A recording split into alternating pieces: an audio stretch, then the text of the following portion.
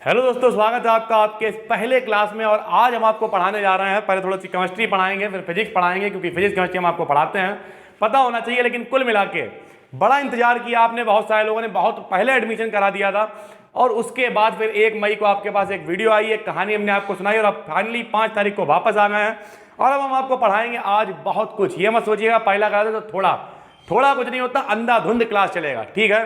उसके पहले हमारे कुछ सपने होते हैं, आपको थोड़ा सा बताते हैं। आज से 10 साल पहले, अब हमें 10 साल हो गए पढ़ाते हुए, तो 10 साल पहले जब हमने पढ़ाना स्टार्ट किया तो मेरे इंटर के बैच में एक भी बच्चा नहीं था, क्योंकि उस समय हम सिर्फ फर्स्ट ईयर यानी 11वां पढ़ाया था हमने पहले साल, और दूसरे साल केवल 4 बच्चे थे। फिर बढ़ते बढ़ते 150 बच्चे तक एक क्लास में पढ़ाए, बहुत कुछ हुआ, ठीक है। और एक बार फिर वही लौट के आ गया, बच्चे बहुत हैं लेकिन वो दिखाई नहीं दे रहे हैं।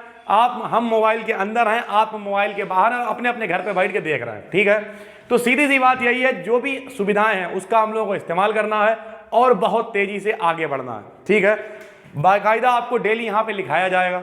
लिखाने के बाद अब यह नहीं कि हमने यहाँ पे खाली आपको समझा दिया, आप लिख ही नहीं पा रहे हैं। सबसे पहले आपको क्या करना है, मेरे लिए 4 रजिस्टर खरीदने हैं, ठीक। 4 रजिस्टर कैसे? 3 रजिस्टर बहुत मोटे लेने हैं।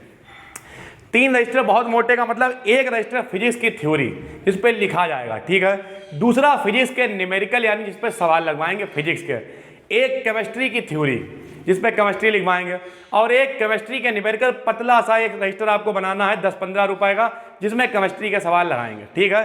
तो कुल मिला के आपको 3 रजिस्टर लेने हैं बहुत मोटे और एक रजिस्टर लेना है पतला सा, ठीक। इतना आपको लेना है, उसके अलावा कुछ नहीं लेना है। किताब अगर आपको खरीदना चाहते हैं, आप केमिस्ट्री की किताब खरीद सकते हैं के.एन. शर्मा की, कोई ज़रूरत नहीं पड़ेगी। जितने भी चित्र हैं वो हम यहाँ बना देंगे, जो भी लिखाना होगा वो हम यहाँ लिखा देंगे, तो कोई आवश्यकता उसकी पड़ेगी नहीं, ठीक है।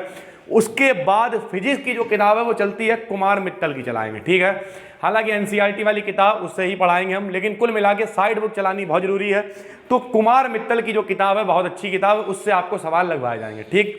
मान लिया किताब बहुत महंगी 800-900 रुपए की आप नहीं ले पा रहे हैं, तो लेनी भी नहीं है। उसमें जब सवाल लगवाए जाएंगे तो 60-70 पन्ने में खाली सवाल होंगे, उनकी फोटोकॉपी करा लेना, 60-70 रुपए में अपना काम हो जाएगा, ठीक है। तो कुल मिला के अभी आपको कुछ नहीं लेना, अभी आपको सिर्फ 3 रजिस्टर ले लेने हैं मोटे मोटे, और एक पतला रजिस्टर ले लेना, बस आपका काम चल जाएगा, ठीक है। यह तो हुई बात कॉपियों की और किताबों की। अब बहुत सारे रिकॉर्ड बने, अपने यहाँ से लोगों ने जिले में टॉप किया, बहुत सारे। अब इस साल तो अभी पेपर हुए ही नहीं यूपी बोर्ड के, वरना इस साल भी लोग रिजल्ट देखते कितने बढ़िया नंबर आते और लोग कहीं ना कहीं पहुंच जाते। हर साल कोई ना कोई व्यक्ति जिले में पहुंच ही जाता है और जिला टॉपर बनता है, ठीक। अपने यहाँ से इस साल कौन टॉपर होगा वो देखने की बात है। यहाँ पे बहुत सारे लोग बैठ के सुन रहे हैं अपने अपने घरों पे, तो अगर आप अपने घर पे बैठ के सुन रहे हैं तो मेरे हिसाब से कौन अगला टॉपर है? कुछ लोग कहेंगे हम बनेंगे, कुछ लोग कहेंगे हम बनेंगे, लेकिन किसी भी चीज़ को कहना बहुत आसान होता है और करने के लिए बहुत मेहनत करनी पड़ेगी, ठीक है। आज 5 तारीख से आपका ये क्लास स्टार्ट हो रहा है।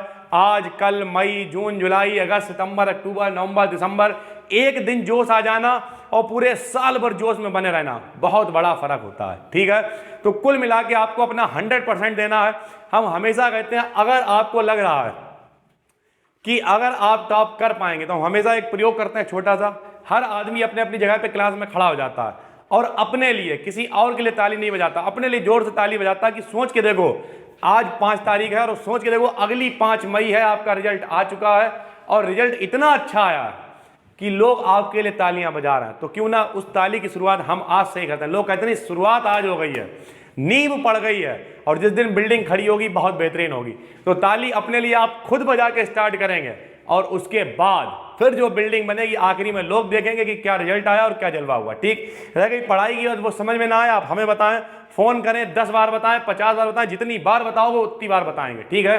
तो फिलहाल हर आदमी अपनी अपनी जगह पे खड़ा हो जाए और जोर से तालियां बजाए अपने लिए। मोहल्ले वाले पूछे क्या हुआ, कहना जो हुआ वो तुम्हारी समझ में नहीं आएगा, आज से मेरा क्लास स्टार्ट हो गया है, ये शंखनाद है, ये तालियां हैं। जब बजेंगी तो आज से नींव पड़ जाएगी और तब तक बजती रहेंगी जब तक हम बढ़िया रिजल्ट नहीं ले आएंगे। हम 10 तक गिनती गिनेंगे, हर आदमी अपनी अपनी जगह पे खड़ा हो जाए, जोर से तालियां बजाए, उसके बाद शुरू करते हैं। फिर 10, 9, 8, 7, 6, 5, 4, 3, 2, 1। कुछ लोगों ने खड़े होकर तालियां बजाई होंगी और बहुत अच्छी फीलिंग उन्हें आई होगी। कुछ बोल रहे अरे जा यार ताली 10 सेकंड कौन बजाए, चिल्ली आदमी जो अपने आप तो खाली बकवास कर ही रहे, हमें भी अकेले खड़े करवा रहे, कोई फर्क नहीं पड़ता। जब गुरु गोविंद सिंह लड़ने के लिए निकले देश के लिए, देश के लिए लड़ने निकले तो उन्होंने कहा कितने लोग मेरे साथ में? बहुत भीड़ आ गई, ये है ये है ये है, हम भी हैं हम भी हैं हम भी हैं। उन्होंने अच्छा जरा इधर आओ, लेके आए, तलवार निकाली, एक की मुंडी काट डाली। अब एक की मुंडी कटी, बोले अब कौन संग में है? आधे गायब हो गए। एक और की मुंडी काटी, आधे और गायब, धीरे धीरे करके सब गायब हो गए, सिर्फ 5 लोग रह गए। बोले बस यही 5 है, सबको पता है कि हमें मरना है, उसके बाद भी ये तैयार है। इसका मतलब यही 5 मेरे सच्चे भक्त हैं और इन्हीं के साथ हम जाएंगे, देश को आगे बढ़ाएंगे। तो 5 लोगों ने भी खड़े होकर ताली बजा ली हुई। बहुत है, बाकी क्या फर्क पड़ता है। आज पहले केमिस्ट्री से स्टार्ट करेंगे, उम्मीद करेंगे आपको मजा ना आ जाए, पैसे वापस जो अभी यादों ने दिया नहीं। पहला चैप्टर केमिस्ट्री में पढ़ाएंगे रासायनिक बलगतिकी, इसका थोड़ा सा डेमो क्लास भी आपको पढ़ाया था, लेकिन वो तो डेमो था, अब यहाँ पे आपको लिखाया भी जाएगा। हर आदमी केमिस्ट्री में नाम डाल ले, चैप्टर का नाम रासायनिक बलगतिकी, और सुकून से बैठे, पहले समझे, जब हम कहें तब लिखना, तब तक सुकून से बैठे रहना, समझते रहना। तो रासायनिक बलगतिकी को शुरू करने से पहले तो ये पता होना चाहिए कि है क्या। भैया रासायनिक का मतलब केमिस्ट्री सबको पता है, यानी रसायन, ठीक। जहां हम लोग केमिकल रसायन के बारे में पढ़ेंगे वो रासायनिक है। और बल गतिकी का मतलब, बल गतिकी, गतिकी का मतलब गति यानी डायनेमिक, जहां पे हम लोग क्रियाओं की गति के बारे में पढ़ेंगे, ठीक है, कि कोई क्रिया कितनी तेज हो रही है, कितनी हल्की हो रही है, अगर तेज हो रही तो क्यों हो रही है, ठीक है, किस तरीके से हो रही है। उस चैप्टर को हम लोग कहेंगे, उस क्रिया को हम लोग कहेंगे रासायनिक बल गतिकी, ठीक है। और इस बल गतिकी में हम लोग को 2 चीजें पढ़नी है, एक हम लोग पढ़ेंगे आणविकता और एक हम लोग पढ़ेंगे कोटि। बहुत ध्यान से मेरी बात को समझिए। बहुत सारे लोग कहेंगे ये तो आपने डेमो क्लास में पढ़ाया था। मेरे भाई डेमो क्लास में पढ़ाया था, लेकिन इसका एग्जाम्पल नहीं बताया था, ठीक है, और बताया भी था तो डिटेल में नहीं समझाया था। अब हम आपको बताएंगे डिटेल में, देखिए कैसे समझ में आता है। सबसे पहले बात करेंगे आणविकता की। 2 बातें यहाँ पे, एक है आणविकता, एक है कोटि। बहुत सारे लोगों ने डेमो क्लास नहीं देखे होंगे, कोई बात नहीं, उन्हें देखना भी नहीं है, सीधे यहाँ आ जाइए। एक है आणविकता और एक है कोटि। सबसे पहले हम समझेंगे आणविकता को। आणविकता क्या होती है, बहुत ध्यान से मेरी बात समझिएगा, सरल भाषा में बताएंगे। केमिस्ट्री किनारे हटाओ, पहले लाइन में आओ। किसी भी चीज में जितने लोग भाग लेंगे, भाग लेंगे मतलब भाग जाएंगे वाला नहीं, भाग लेंगे मतलब हिस्सा लेंगे, पार्ट लेंगे, उसे हम लोग कहेंगे आणविकता। क्या कहेंगे? आणविकता। जैसे जब कभी शादी होती है, ठीक है, तो शादी में कितने लोग भाग लेते हैं? पुराने जमाने में 1000 आदमी 2000 आदमी भाग लेते थे। आजकल की डेट में कितने लोग भाग लेते हैं? 50 आदमी की परमिशन है, अगर 50 से ऊपर हुए तो फिर बीन बजा दी जाएगी, पुलिस वाले लाठी लेके आएंगे। अभी एक जगह पे दिखा था, वहां पंडित तक के टीपे पड़ी थी। तो कुल मिला के 50 आदमी भाग ले रहा है। तो जहां पे 50 लोग भाग ले रहे हैं तो उसकी आणविकता कितनी हो गई? 50। यानी सरल भाषा में कहें, अणुओं की संख्या को आणविकता कहते हैं। बोलिए मेरे साथ, अणुओं की संख्या को आणविकता कहते हैं। अणुओं की संख्या को आणविकता कहते हैं। ये तो बात हो गई नॉर्मल। बोले सर जी केमिस्ट्री में बताइए तो मजा आएगा, इसे समझ में नहीं आ रहा, पता नहीं क्या पंडित पंडित बता रहे हैं। समझाते हैं भाई, जरा इधर आओ। पहले तो आणविकता पे ही बातचीत हो जाए थोड़ी सी। हमने क्या किया, हमने यहां पे लिख दी एक अभिक्रिया। बहुत ध्यान से मेरी बात समझिए, पहले हम आपको अभिक्रिया समझाएंगे, फिर बताएंगे आणविकता। हमने यहां पे लिख दिया CH3COOH प्लस का C2H5OH गिव्स CH3COOC2H5 और प्लस का H2O। कुछ लोग बोले हाय दैया इतनी बड़ी रिएक्शन। मेरे भाई वो तुम्हें नहीं याद करनी, तुम सिर्फ देखो एग्जाम्पल है। अब यहां पे इस रिएक्शन को देखो, मान लिया ये, चलो इतनी कठिन लग रही, कोई बात नहीं, हटा देना। चलो सरल पे आते, सरल पे हमने लिख दी, मान लिया A प्लस B से बना C और प्लस D। ये तो समझ में आ रही हो यार, ABCD तो कक्षा 1 में पढ़ी होगी। ABCD, A से एप्पल, B से बॉल, ऐसे सुना होगा। तो जरा सुनिए, ABCD। अब हम आपको बताते हैं। सबसे पहले ये समझिए, जो लोग भाग ले रहे होते हैं, अभी हमने क्या कहा, जितने लोग भाग लेंगे, तो भैया जो लोग इधर क्रिया कर रहे होते हैं, इधर होते हैं, इधर, इन्हें हम लोग कहते हैं अभिकारक। क्या कहते हैं? अभिकारक। तो वो बोला करो यार, बहुत लोग इतना घर पे बैठ के ऐसे लुल्ल बन के बैठे, इससे अच्छा एक लकड़ी की बल्ली ऐसे करके बनवा लो, रख ली, उसमें मुंडी ऐसे करके देख रहे, कोई मजा आएगा क्या? बोल बोल के पढ़ो। बताओ, जो इधर लिखा होता है अभिक्रिया में इधर, उसे क्या कहोगे? अभिकारक। क्या कहोगे? अभिकारक। क्या कहोगे? अभिकारक।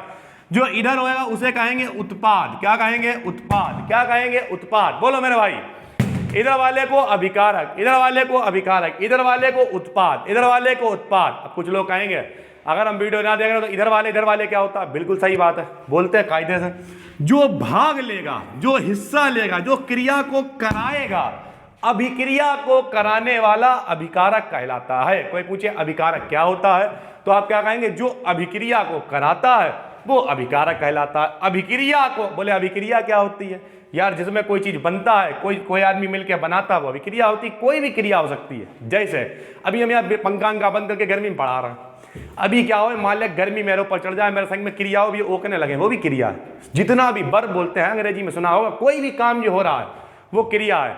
नहाया, धोया, सोया, खा गए, उठ गए, लेट गए, पहुंच गए, जो भी किया वो सब क्रिया है यार। क्रिया का मतलब कोई भी काम जब हो रहा है, कुछ भी हो रहा है, वो सब क्रिया है। उसी तरीके से ए और बी आपस में मिले हैं, इन्होंने सी और डी बनाया है, क्रिया की है भाई, सीधी सी बात है। तो क्रिया का मतलब होना। ठीक, तो बताइए जो लोग क्रिया को कराएंगे क्या कहलाएंगे? अभिकारक। क्या कहलाएंगे? अभिकारक। क्या कहलाएंगे? अभिकारक। क्रिया को कराने वाले अभिकारक, क्रिया को कराने वाले अभिकारक, बनने वाले उत्पाद। लोग कहते हैं ये हमारी कंपनी का प्रोडक्ट है, हमारी कंपनी में बना हुआ। तो इनकी ए और बी की कंपनी में कौन बने? सी और डी। प्रोडक्ट को हिंदी में कहते हैं उत्पाद। क्या कहते हैं? उत्पाद। यानी ये रही आपके सामने रिएक्शन। जो करेगा क्रिया वो अभिकारक, जो बनेगा वो उत्पाद। जो करेगा क्रिया वो अभिकारक, जो बनेगा वो उत्पाद। ये बात समझ में आ गई होगी। अब बस समझो जरा मेरे भाई, मान लिया मेरे पास जो लोग क्रिया कर रहे हैं, जैसे ए और बी हैं, ठीक, ये बहुत कम है। मान लिया हम तुमसे कहें यार ऐसा है, और थोड़ी देसी भाषा में लिखते हैं, हमने लिखा आटा प्लस पानी से बनी रोटी। चलो गैस और लिख दे रहा। हमारे पास आटा होए, पानी होए, गैस होए, तो हम रोटी बना सकते हैं। बताओ सही कि नहीं? हाँ बना सकते हैं। तो बोले तवा भी होना चाहिए। अरे भाई तवा होएगा, नहीं होगा, हाथ से पाए पवा के गाँव में लोग बना लेते हैं, कोई दिक्कत नहीं। जरा सुनिए, मान लिया हम तुम्हें कहें तुम्हारे पास एक चुटकी आटा है, बोले एक चुटकी आटे की कीमत तुम क्या जानो रमेश बाबू। खैर मान लिया तुम्हारे पास एक चुटकी आटा और तुमसे कहें 10 आदमी का खाना बना दो, बना लोगे क्या? नहीं बना पाओगे ना। हम तुमसे कहते हो 10 किलो आटा है, अब 10 आदमी खाना बना लो, बना लोगे क्या? हाँ बना लोगे यार।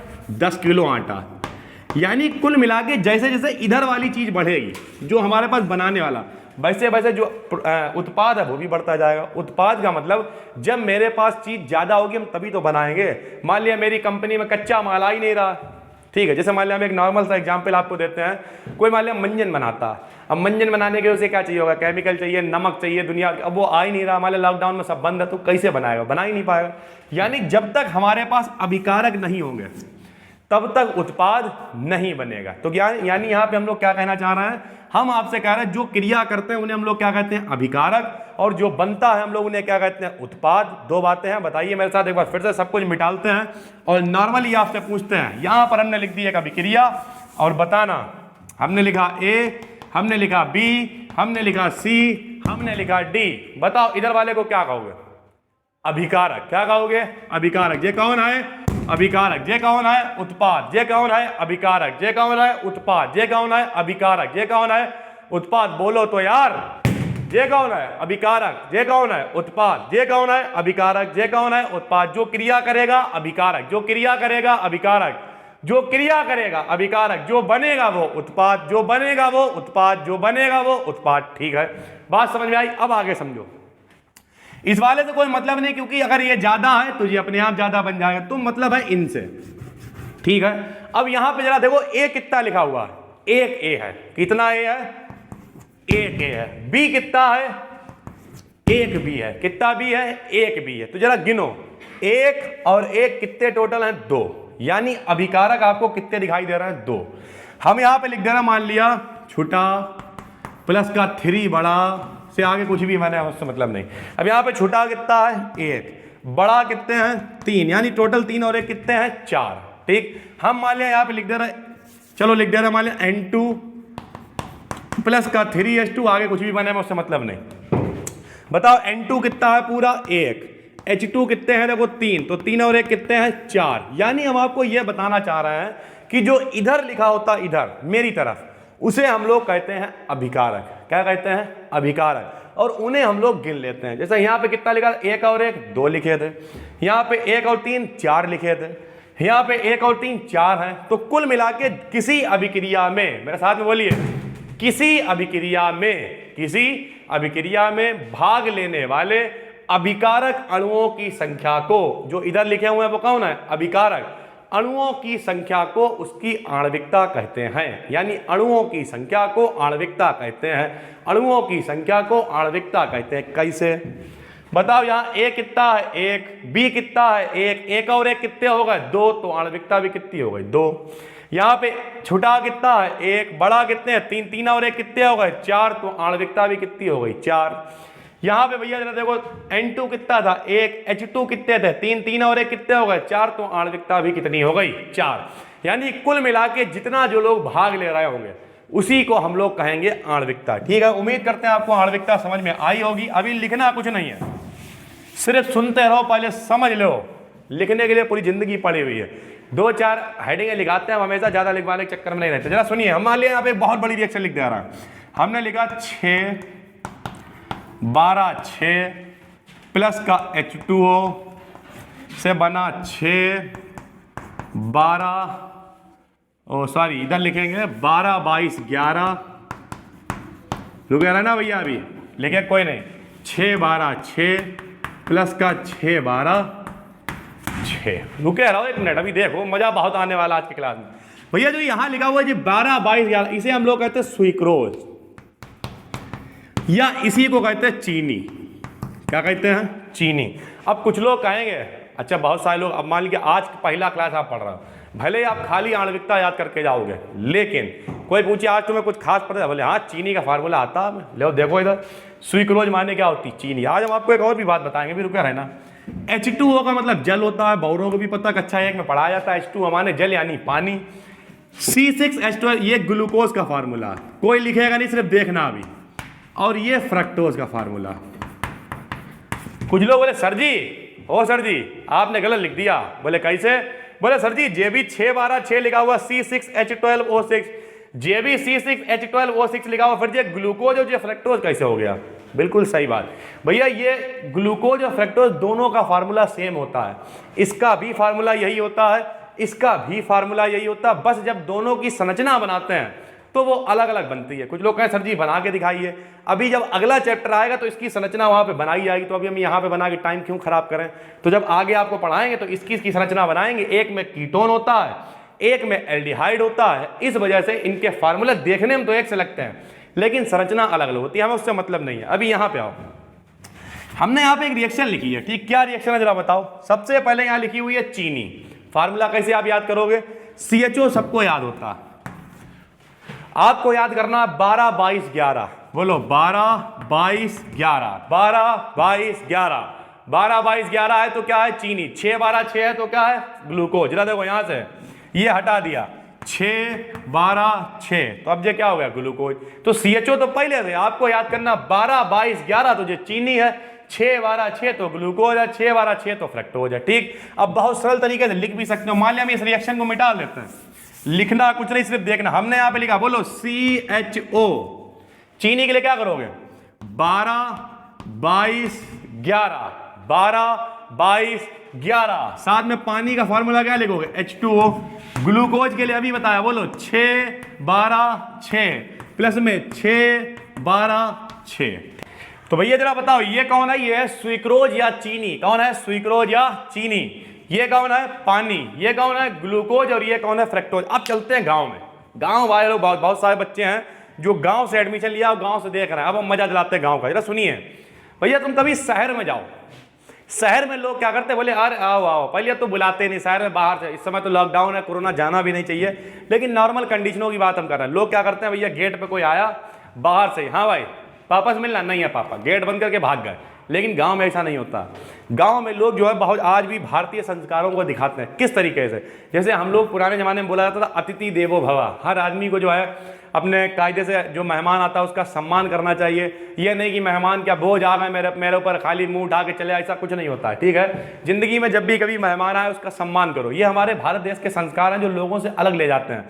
जैसे बहुत सारे लोग क्या करते हैं, पुराने ज़माने में लोग उठते थे, सुबह सुबह उठ के डेली पैर छूते थे, और पैर ऐसे नहीं छूते थे, पैर के अंगूठे छुए जाते थे। तो कुल मिला के कायदे से थोड़ी एनर्जी मिलती थी आदमी को। फिर आदमी अंगूठे से थोड़ा ऊपर आया, घुटने छूने लगा, फिर घुटने से थोड़ा ऊपर आया, जेब चेक करने लगा। थोड़ा दिन बाद चनकन मारा करेगा, बोले यार कैसी लगी, तो फिर आदमी छुपाते घूमेंगे, नहीं हमें नहीं छुपाना। तो कुल मिला के सीधी बात यही है, जो भारतीय संस्कार है उनसे आप जुड़े रहेंगे तो कामयाब रहेंगे। पैर छूने हैं तो घुटने घुटने छूने से क्या होगा, किसी आराम से नीचे पैर के अंगूठे छूइए, वरना मत छूइए, क्या फर्क पड़ता है। नमस्ते करनी है, कायदे से हाथ जोड़ के नमस्ते करो, ये थोड़ी ना किसी के फेंक के मार जाओ नमस्ते नमस्ते यार नमस्ते, तो ऐसे कुछ नहीं होता। सीधी सी बात यह है, अगर आपको ज़िंदगी में आगे बढ़ना है तो आपको भारतीय संस्कारों को अपनाना पड़ेगा, ठीक है। तो अब हम थोड़ी भारतीय संस्कार की बात कर रहे हैं इस रिएक्शन से रिलेटेड। जरा सुनिए, जब कभी गांव में आदमी जाता है, गांव के लोग बहुत समझदार होते हैं, वो क्या करते हैं, जैसे ही आपकी एंट्री होती है वो कहते हैं भैया शरबत बना ला क्या, बना नहीं ला, शरबत घोर के ले आए क्या। वो शरबत कैसे घोरा जाता, आइए समझाते हैं। सबसे पहले वो लोग चीनी लेते हैं, यस और नो, लेते हैं चीनी, पानी में घोल देते हैं। ये देखो पानी है मेरे भाई, ये है चीनी और ये है पानी, चीनी को पानी में घोल देते हैं, और जैसे ही चीनी पानी में घुली, रिएक्शन तुम्हारे सामने है, क्या बनता है, glucose. Oh my God, Glucon D ना को हाँ कर दे पीते। जब आदमी कमजोर हो जाता, मरने लगता है, क्या चढ़ाया जाता है उसके, ग्लूकोज। और ग्लूकोज क्यों चढ़ाया जाता है, ताकि उसके अंदर एनर्जी आए। अब देखो गांव वाले आदमी ऐसे ही ग्लूकोज चढ़ा देंगे, कैसे, तुम गर्मी में परेशान होके गए, दुखी होके, जिंदगी से परेशान, हाय रे मेरी एनर्जी सब खत्म हो गई, धूप बहुत थी, दुखी हो गए और इतना राग फैलाते हुए गए। उसने कही बेटा टेंशन ना लो, अभी हम तुम्हें शरबत दे रहे हैं, चीनी पानी, देखने के लिए वो शरबत था लेकिन उसमें था क्या, ग्लूकोज। जैसे शरबत को पिया, जैसे देखा हो बहुत सारे लोग कहते हैं अगर पानी की कमी लग रही हो, थोड़ा नमक चीनी घोलो, थोड़ा उसमें नमक डाल लो और चीनी डाल लो और नींबू वीबू डाल के पी लो, तुम्हारी पानी कमी दूर हो जाएगी। क्यों, क्योंकि उसमें ग्लूकोज प्रोड्यूस हो जाता है। ये रिएक्शन आपके सामने लिखी हुई है। तो गांव में जाओ, आराम से आदमी ग्लूकोज आपको शरीर में पहुंचता, शरबत पीते और आदमी बिल्कुल फिट, उसके बाद मुंह धोता और पहुंच जाता है, ठीक है। लेकिन शहर में लोग क्या करते हैं, खौलती हुई कोल्ड ड्रिंक ले आए, ठीक है, खौलती मतलब होएगी वो ठंडी, लेकिन वो खौलती हुई से ज़्यादा नहीं होगी, कोल्ड ड्रिंक लेके चले आए और उसके बाद उधर से चले आए, कोल्ड ड्रिंक के साथ साथ मतलब समोसे ले आए, सड़े हुए दोपहर के कहते गर्मी में रखे हुए, और वो सड़ी हुई कोल्ड ड्रिंक, सड़े हुए समोसे खिला दिए, आदमी की तबीयत खराब। तो गांव के लोग जो है वो समझदार हैं, और गांव के लोग क्या करते हैं, आराम से शरबत पिलाते हैं, आदमी को ग्लूकोज मिला, एनर्जी आ गई, ठीक, ये बात हुई। तो अब ये रिएक्शन है कैसे, थोड़ा समझाते हैं। मेरे भाई ये चीनी है, कुछ लोग कहेंगे मेरे भैया यहाँ पे यार जो तो 12 है, जो 22 है, जो 11, उससे मतलब नहीं है तुम्हें, आपको ये पूरा एक फार्मूला देखना, इसके आगे देखो ये पूरा फार्मूला कितना लिखा हुआ है, 1, ठीक है। उसी तरीके से यहाँ पे देखो H2O के आगे पूरा कितना लिखा हुआ है, 1, यानी ये चीनी पूरी कितनी है, 1, पानी पूरा कितना है, 1, ग्लूकोज कितना बना है, 1, और फ्रक्टोज भी कितना बना है, 1। हमें उधर वाले से मतलब नहीं है, हमें मतलब किससे है, इधर वाले। तो जरा ध्यान समझना, चीनी का अणु कितना है, 1, पानी कितना है, 1, बताओ ये कितना है, 1, और ये कितना है, 1, 1 और 1 कितने हो गए, 2, 1 और 1 कितने हो गए, 2। तो आणविकता कितनी हो गई, 2। यानी उतनी देर से हम आपको केवल एक बात समझाने की कोशिश कर रहे हैं कि किसी अभिक्रिया में जो इधर वाले हैं उन्हें हम लोग कहते हैं अभिकारक। क्या कहते हैं, अभिकारक। और जितने लोग अभिकारक होते हैं उन्हीं को हम लोग कहते हैं आणविकता। क्या कहते हैं, आणविकता। यानी एक बार मेरे साथ में बोलिए, फिर आपको लिखाते हैं, बोलिए, किसी अभिक्रिया में भाग लेने वाले अभिकारक अणुओं की संख्या को, किसी अभिक्रिया में भाग लेने वाले अभिकारक अणुओं की संख्या को उसकी आणविकता कहते हैं। ठीक है भाई, बोल लो मेरे साथ में, किसी अभिक्रिया में भाग लेने वाले अभिकारक अणुओं की संख्या को, यह अभिकारक कौन होता है, जो इधर लिखे होते हैं, हमारी तरफ लिखे होते हैं, उन्हें हम लोग कहते हैं अभिकारक। यानी जो क्रिया करवा रहे होते हैं, जो क्रिया में भाग ले रहे होते हैं, उन्हीं को हम लोग कहते हैं अभिकारक। तो बोलिए, किसी अभिक्रिया में भाग लेने वाले अभिकारक अणुओं की संख्या को आणविकता कहते हैं। किसी को कोई दिक्कत, उम्मीद करते हैं समझ में आ गया होगा। हेडिंग डालिए आणविकता, हेडिंग आणविकता, और लिखिए, हेडिंग डालिए आणविकता और लिखिए। अगर आणविकता हेडिंग ना डाल पाओ तो हम डाले दे रहे हैं, गरीबों की तरह मत देखो, देख देख के लिख लो। अगर नहीं आता तो ये लिखा हुआ आणविकता, आणविकता, हेडिंग आणविकता। इंग्लिश में कहते हैं मॉलिक्यूलरिटी। ठीक है, कोई अंग्रेज बैठा हो उसे बता दे रहा। आणविकता, तो उतनी देर से आपको समझाया क्या होगी आणविकता, बताओ। अणुओं की संख्या को आणविकता कहते हैं, लेकिन थोड़ा इज्जत से लिखना पड़ेगा। पेपर में ऐसे लिखी आओगे एक लाइन अणुओं तो बेइज्जती हो जाएगी, तो थोड़ा इज्जत से आणविकता लिखो। किसी अभिक्रिया में, किसी अभिक्रिया में, किसी अभिक्रिया में, जी हां, किसी अभिक्रिया में भाग लेने वाले, जी हां सही सुन रहे हैं आप, और नहीं सुन पा रहे हैं तो बहरे हो चुके हैं। लिखिए, किसी अभिक्रिया में भाग लेने वाले, किसी अभिक्रिया में भाग लेने वाले अभिकारक अणुओं की संख्या को, किसी अभिक्रिया में भाग लेने वाले अभिकारक अणुओं की संख्या को उस अभिक्रिया की आणविकता कहते हैं। किसी अभिक्रिया में भाग लेने वाले, किसी अभिक्रिया में भाग लेने वाले अभिकारक अणुओं की संख्या को, किसी अभिक्रिया में भाग लेने वाले अभिकारक अणुओं की संख्या को, किसी अभिक्रिया में भाग लेने वाले अभिकारक अणुओं की संख्या को, किसी अभिक्रिया में भाग लेने वाले अभिकारक अणुओं की संख्या को, किसी अभिक्रिया में भाग लेने वाले अभिकारक अणुओं की संख्या को उस अभिक्रिया की आणविकता कहते हैं। उस अभिक्रिया की आणविकता कहते हैं। उस अभिक्रिया की आणविकता कहते हैं। उस अभिक्रिया की आणविकता कहते हैं। उस अभिक्रिया की आणविकता कहते हैं। और हम आपके दिल में रहते हैं। जो मत लिख लेना यार। अब तुम्हें एक बात बताएं, एक बार एक लड़की पढ़ने आती थी, नाम नहीं बताएंगे, उसकी बेइज्जती हो जाएगी। तो हमारी आदत है, हम बीच में कोई भी लाइन बोलते हैं उसके बाद आगे का डायलॉग बोल देते हैं। तो हमने बोला, उसमें चल रहा था जैसे कांच कॉमा मोम कॉमा तेल कॉमा अभरक, इतना ही था। हमने आगे बोल दिया ऐसे मजाक में लोहा, टीन, प्लास्टिक, रद्दी, कापी, चूनी चोकर। उस बच्चे ने वो भी लिख लिया। फिर हमने पूछा, हाँ भाई कहाँ पहुँच गया था? बोले चूनी चोकर पे। तो केवल उतना ही लिखना जितना काम का हो, फालतू लिखने की आवश्यकता नहीं। अब हम आपके दिल में रहते हैं, थोड़ा लिखा जाएगा। तो आपको कितना लिखना है? किसी अभिक्रिया में या किसी रासायनिक अभिक्रिया में भाग लेने वाले अभिकारक अणुओं की संख्या को उस अभिक्रिया की आणविकता कहते हैं। ठीक है, लिखिए जैसे वही रिएक्शन लिख देंगे। बताओ चीनी का फॉर्मूला क्या बताया था? 12, 22, 11। ये कौन है? चीनी है। संग में क्या लिखोगे? पानी यानी H2O। ठीक है भाई। बनेगा क्या? ग्लूकोज यानी 6, 12, 6। साथ में कौन बनेगा? 6, 12, 6। ये दोनों फार्मूले सेम है। ये कौन है? स्वीक्रोज यानी चीनी। ये तो पानी है ही। ये कौन है? ग्लूकोज। और ये कौन है? फ्रक्टोज। ठीक है भाई। तो जैसे करके लिखिए। आपने लिखी है आणविकता की परिभाषा, अब हम लिख के दिखाएंगे। तो जैसे लिखिए, C12H22O11 प्लस का H2O गिव्स 612 प्लस 612 रिएक्शन। फटाफट। उम्मीद करते हैं आपको क्लियर दिखाई दे रहा है। क्लैरिटी की कोशिश बहुत अच्छी की गई है। क्वालिटी आवाज़ में अच्छी आ रही है, ये भी कोशिश की गई है। हर तरीके से आपके पास अच्छी से अच्छी क्वालिटी पहुंचाई जाए, ये कोशिश की गई है। और उसके बाद भी अगर आप मेहनत ना करें, क्योंकि जिम्मेदारी आपकी है। हमारी जिम्मेदारी तब होती है अगर आप यहाँ बैठे हो तो हम देखते रहते हैं कौन पढ़ रहा है, कौन आ रहा है, कौन नहीं। अब आपके पिताजी ने फीस जमा करके इतनी मेहनत करके यहाँ तक आपको बुलाया और उसके बाद जो है आप ना पढ़ें या बोले अरे हटो यार कौन देखेगा, खाली 1 घंटे की 1.5 घंटे की वीडियो भेज देते हैं, कौन देखेगा। तो मेरे पास से तो कोई फर्क नहीं पड़े, हम तो आपको बढ़ाते हैं क्योंकि भैया हम तो मेहनत कर रहे हैं। देखो पंखे अंके सब बंद हैं।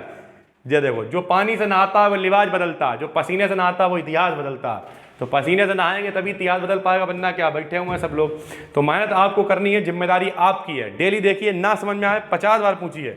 जिस नंबर से ये लिंक आपको भेजे जा रहे हैं, अगर नहीं आता उस पर मैसेज करिए कि भैया ये चीज़ आज समझ में नहीं आई थी। जब अगला क्लास आएगा तब आपको समझा दिया जाएगा। ठीक है, तो टेंशन मत लीजिए। ये रिएक्शन आपने लिख ली।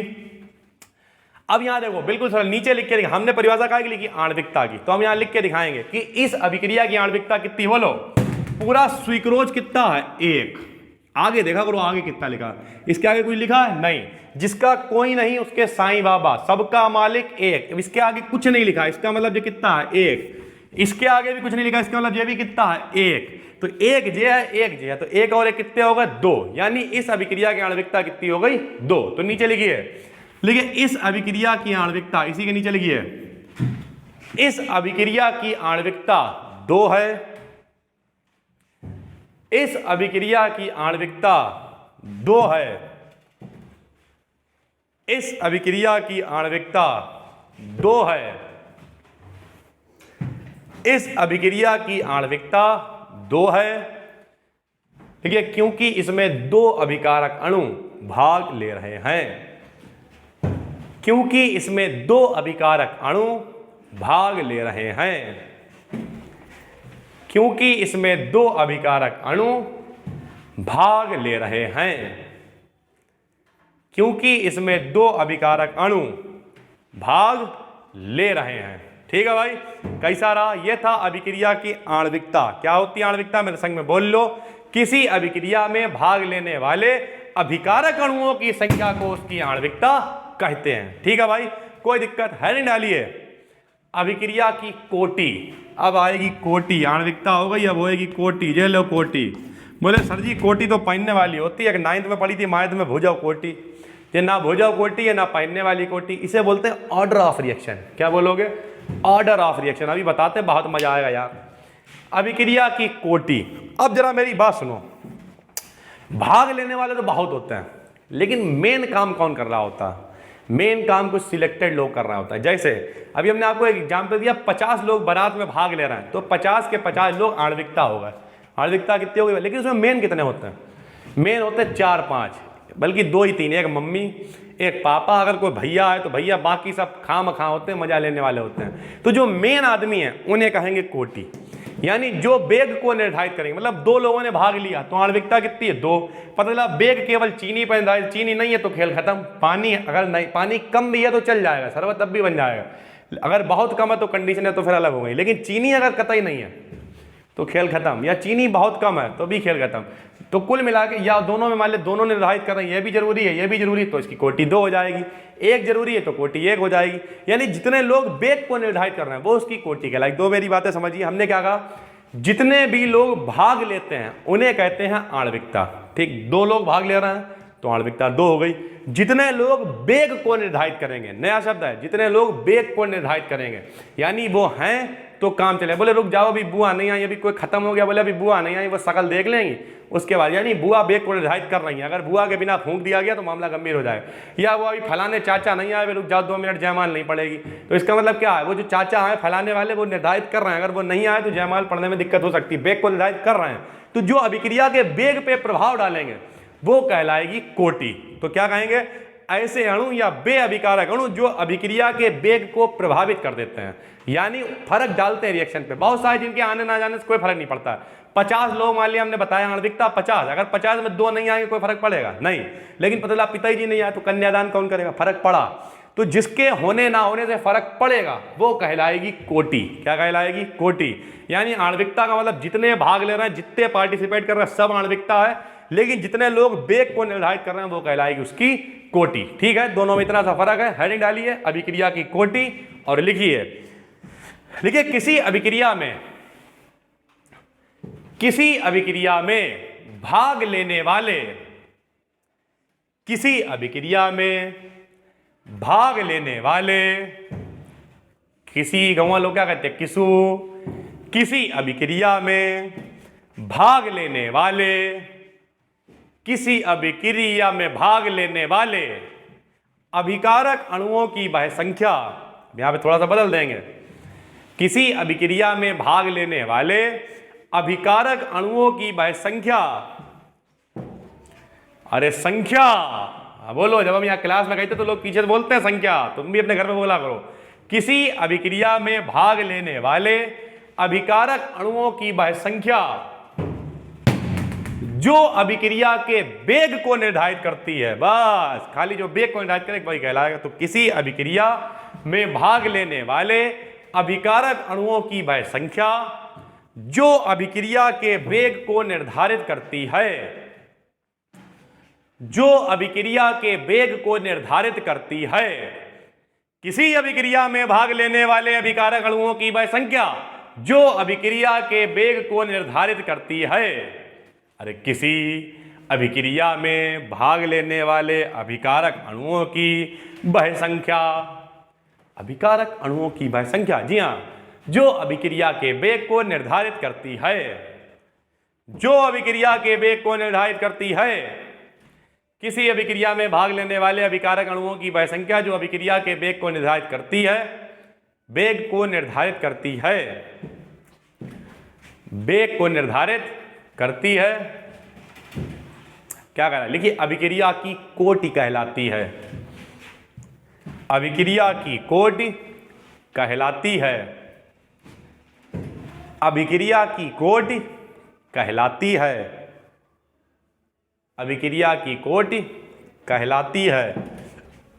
अगर मान लिया एक आदमी वेग को निर्धारित करेगा तो कहेंगे प्रथम कोटि, दो आदमी वेग को निर्धारित करेंगे तो कहेंगे द्वितीय कोटि, तीन निर्धारित करेंगे तो कहेंगे तृतीय कोटि, एक भी निर्धारित नहीं करेगा तो कहेंगे शून्य कोटि। ठीक है, लेकिन इस आधार पर कोटि कहलाती है। मान लिया कोई चीज छूट जाए, ना लिख पाओ तो वीडियो थोड़ी पीछे कर लिया, डबल टैप करो, 10 सेकंड पीछे हो जाएगी, फिर लिखने लगे। ठीक है, लेकिन इस आधार पर कोटि कहलाती है। इस आधार पर इस आधार पर इस आधार पर इस आधार पर इस आधार पर अभिक्रिया शून्य कोटि, इस आधार पर अभिक्रिया शून्य कोटि, क्वामा प्रथम कोटि, क्वामा द्वितीय कोटि, इस आधार पर अभिक्रिया शून्य कोटि, प्रथम कोटि, द्वितीय कोटि, तृतीय कोटि आदि प्रकार की होती है। इस आधार पर अभिक्रिया शून्य कोटि, प्रथम कोटि, द्वितीय कोटि, तृतीय कोटि आदि प्रकार की होती है। शून्य कोटि मतलब कोई निर्धारित नहीं कर रहा, प्रथम कोटि मतलब एक निर्धारित कर रहा, द्वितीय कोटि। लेकिन मेरे भाई कोटि आप यहां पे नहीं निकाल सकते। जैसे आपने आणविकता तो गिन ली 1 2, ठीक, कोटि नहीं निकालो। कोटि तो तभी वेग को निर्धारित करने मतलब क्या है, जब हम रिएक्शन करा के देखेंगे कि कौन वेग को निर्धारित कितने लोग कर, तभी पता चलेगा। तो कोटि को प्रयोगशाला में निकाला जाता है, यानी कोटि आपको याद करनी पड़ेगी। कुल मिला के हम आपको यहाँ पे 10-15 रिएक्शन लिखा देंगे, आप पहचान लेना ये कोटि इसकी है। पेपर में कभी कभी विकल्प में पूछा जाता है कि इस आणविकता की कोटि क्या है, तो आपको पता है इसकी प्रथम है या द्वितीय तृतीय है। बोले हमें कैसे पता? सर आपको याद करनी पड़ेगी, क्योंकि कोटि जो है वो प्रयोगशाला में निकाली जाएगी, तभी तो पता चलेगा वेग को कौन निर्धारित कर रहा है। यहाँ बोर्ड पे लिख के क्या पता वो वेग को कौन निर्धारित कर रहा है। फिलहाल अब आपको कम से कम याद करना पड़े तो जैसे में फिर यही लिख लो, ये प्रथम कोटि की अभिक्रिया होती, जैसे में फिर यही रिएक्शन लिख लो। लिखो जैसे आदि प्रकार की होती है, जैसे सुक्रोज प्लस पानी, ग्लूकोज और फ्रक्टोज। बनाइए जैसे, फिर रिएक्शन लिख लीजिए और इसके नीचे लिख दिए इस अभिक्रिया की कोट, बल्कि ऐसे लिखना यह प्रथम कोटि की अभिक्रिया है। क्योंकि जब रिएक्शन करके देखी गई तो सारे का सारा खेल डिपेंड कर रहा था ग्लूकोज पे। इधर देखो, ग्लूकोज वही फार्मूला, फ्रक्टोज वही फार्मूला, यानी एक पे निर्धारित कर रहा है, ठीक है। और यहाँ पे डिपेंड कर रहा था चीनी पे। इन्होंने चीनी को बढ़ाया घटाया तो रिएक्शन भी बड़ी घटी। मान लिया चीनी बहुत कम है तो ये बनेंगे भी बहुत कम, क्योंकि इधर देखो इसमें भी C है, इसमें भी C है, इसमें भी H है, इसमें भी H है। अगर मान लिया ये तुमने पानी बहुत ज्यादा भी ले लिया लेकिन C तो है ही नहीं इसमें, तो ये बनेगा ही नहीं। तो इसे बनाने के लिए केवल एक आदमी जिम्मेदार है, वो ये है, इसलिए इसकी कोटि भी कितनी है? प्रथम। ठीक है, लिखिए यह प्रथम कोटि की अभिक्रिया है, यह प्रथम कोटि की अभिक्रिया। लिखिए क्योंकि इसका वेग एक अभिकारक अणु पर निर्धारित होता है। क्योंकि इसका वेग एक अभिकारक अणु पर निर्धारित होता है। क्योंकि इसका वेग एक अभिकारक अणु पर निर्धारित होता है। क्योंकि इसका वेग एक अभिकारक अणु पर निर्धारित होता है। ठीक है, तो हमने आज आपको बताई दो बातें, एक आणविकता और एक कोटि। क्या होती है कोटि बताओ? पहले तो आणविकता बताओ। जितने लोग भाग लेंगे, जितने लोग भाग, 2 लाइनों में इतनी सारी बातें बोलो।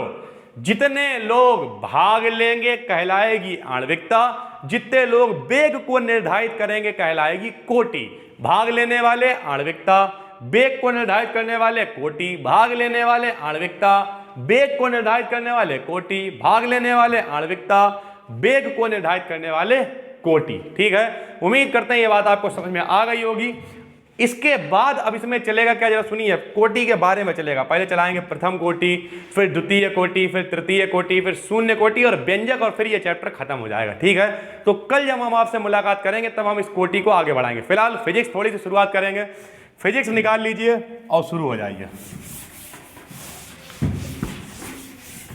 फिजिक्स में पहला चैप्टर चलेगा विद्युत क्षेत्र एवं विभव। ठीक है, विद्युत क्षेत्र एवं विभव।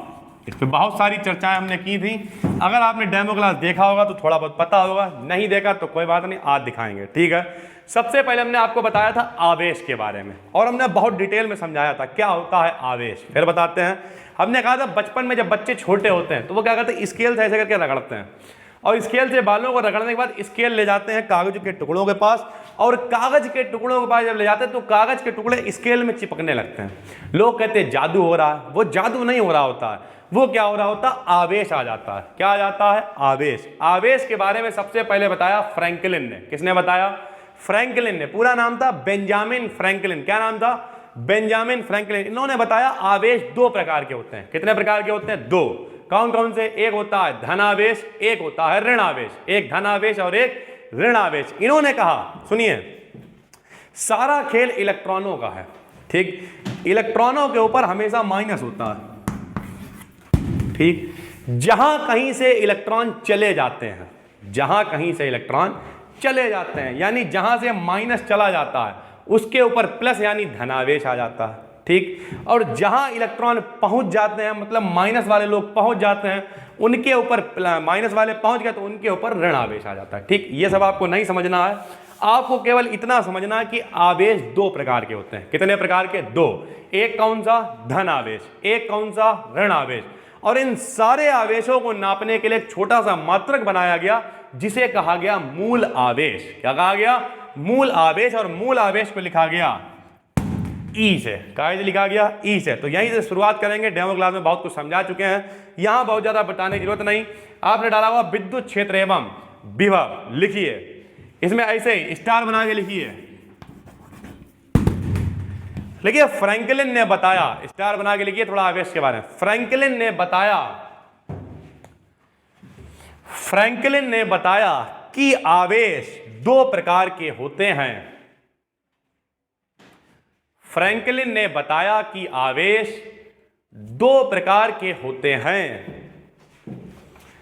फ्रैंकलिन ने बताया कि आवेश दो प्रकार के होते हैं। नंबर एक धनावेश, नंबर दो ऋण आवेश। फ्रैंकलिन ने बताया कि आवेश दो प्रकार के होते हैं। नंबर एक धनावेश, नंबर दो ऋण आवेश, ठीक है भाई। फिर अगला स्टार बनाइए, लिखिए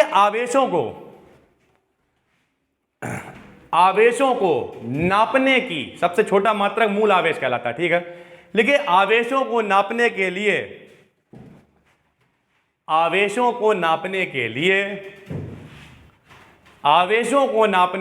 सबसे छोटा मात्रक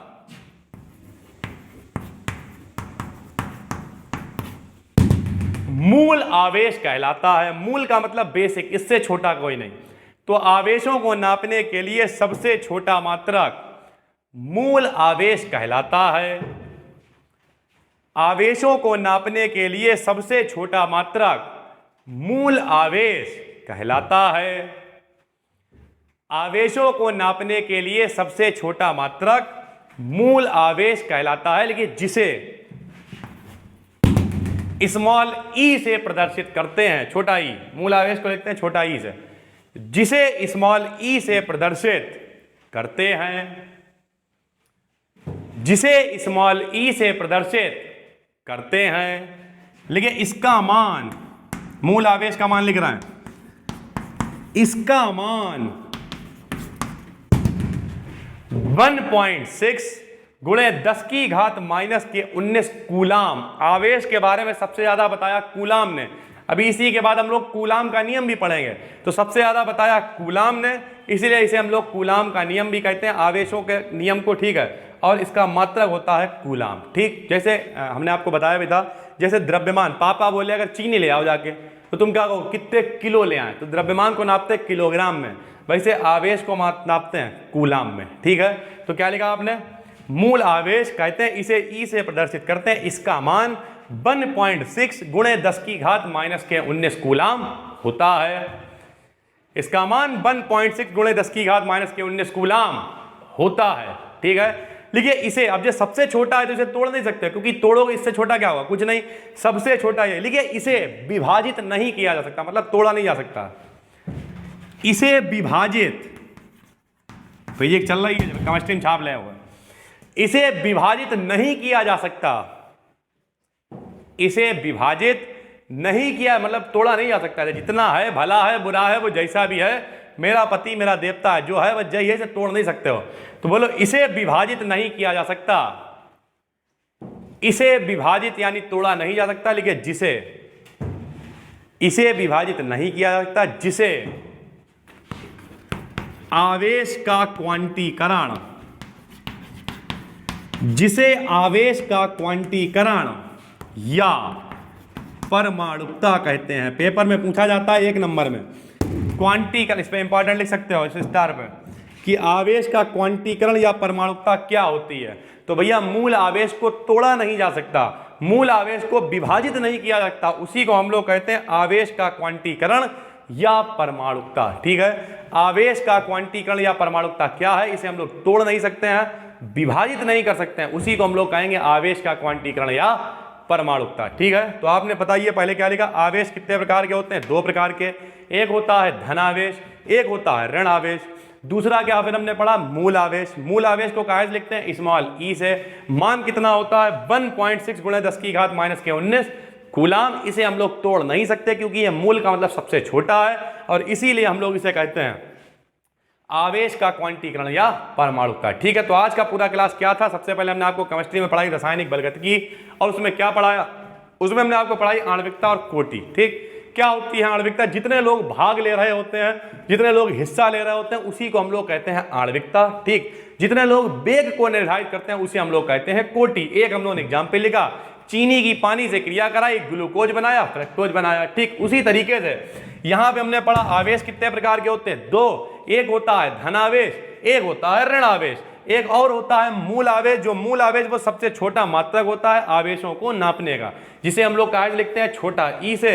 मान कितना होता है 1.6 × 10⁻⁻19 कूलाम। ठीक है, तो इस तरीके से हमने आपको बता दिया, इसे तोड़ा नहीं जा सकता, जिसे हम लोग कहते हैं आवेश का क्वांटीकरण या परमाणुकता। ठीक है, आपको 3 रजिस्टर खरीदने हैं, खरीद लीजिए ताकि आराम से एक पे ये जो फिजिक्स की थ्योरी है इसे चलाइए। आज थोड़ा कम लिखा रहे हैं वरना आदमी रब पे छापते जाते निपट जाएगा। कल तक आराम से रजिस्टर का व्यवस्था कर लेना, फेयर पे लिखो। ठीक, क्योंकि इतना ज़्यादा लिखाएंगे नहीं, थोड़ा थोड़ा आराम से लिखाते चलेंगे, बढ़ते चलेंगे, और आराम से आपको भी दिक्कत नहीं हो, क्योंकि बहुत सारे लोग हैं जिन्हें नेट की समस्या होगी। तो आराम से भैया कम से कम 2 GB नेट करा लो, पूरी वीडियो अच्छी क्वालिटी में, क्योंकि सबसे दिक्कत यह है अगर आपने क्वालिटी गिरा के वीडियो देखी तब भी दिक्कत होगी। क्यों, क्योंकि फिर आपको पीछे का नहीं दिखेगा, तो क्वालिटी भी आपको अच्छी करनी पड़ेगी। इसके लिए नेट आपके पास ठीक ठाक होना चाहिए। ठीक है, तो कुल मिला के आराम से रजिस्टर का इंतजाम कर लीजिए। 2 रजिस्टर तो अभी खरीद ही लीजिए जब तक इसके सवाल नहीं लग रहे हैं। एक फिजिक्स की थ्योरी का मोटा रजिस्टर, मोटा मतलब जो सबसे मोटा दुकान पर मिल जाए, वो अगर 100 रुपये वाला, हाँ ठीक 100 रुपये वाला, 150 वाला, जो मिल पाए वो बना लो, और उसके बाद काम करना स्टार्ट कर दो। फिजिक्स का ये अलग चलेगा, केमिस्ट्री जो हमने आपको लिखाई उसका एक अलग रजिस्टर बना लेना, और कल से दोनों अलग अलग रजिस्टर बनेंगे। एक मत छापना वरना लिखते लिखते खत्म हो जाओगे। कल से फिर आराम से दोनों रजिस्टर पे अपना अपना काम जो भी कराया जाए, केमिस्ट्री वाला अलग, फिजिक्स वाला अलग, दोनों करते हुए चलिए और तैयार हो जाइए यूपी बोर्ड के लिए। जो तालियां बजाई उन्हें भूल मत जाना, क्योंकि उन तालियों को लोगों तक पहुंचाना और लोगों से उन तालियों को बजवाना। ठीक है, आज की क्लास में इतना ही रखेंगे, फिर मिलेंगे कल जब घड़ी इशारा करेगी, सेम टाइम शाम को 5 बजे फिर से फैलाएंगे राग, पढ़ाएंगे बहुत कुछ। तब तक के लिए इंतजार करिए, फिर मिलते हैं। जय हिंद, जय भारत।